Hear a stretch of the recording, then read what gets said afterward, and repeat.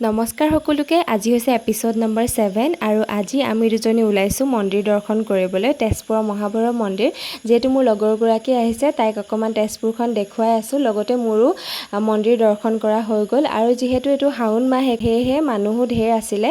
আমি চাকি বন্তি জ্বলাই পূজা কৰিলোঁ আৰু খুব বেছি ভাল লাগিলে। মহাভৈৰৱ মন্দিৰলৈ আহিলে এনেও মনটো খুব বেছি ভাল লাগে, পবিত্ৰ লাগে।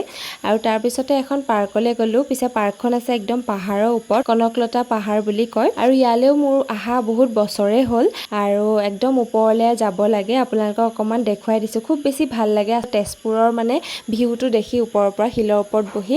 আৰু লগতে তাই টেম্পাৰখন ভাঙিলে শিলৰ ওপৰত উঠোতে। মোৰ আকৌ কি হ'ল চাওকচোন, চেণ্ডেলযোৰ ছিঙিলে। তেনেকৈ যেন তেন ঘৰ পালোগৈ। আজি আকৌ লখিমপুৰৰ পৰা আহিব চুইটি। তাই আজি দেওবাৰ যিহেতু একো নাখায়, সেয়েহে মই অকণমান পায়স বনালোঁ। আৰু এয়া চুইটি আহি পালে, আকৌ নেক্সট মিনি ব্লগত লগ পাম দিয়ক।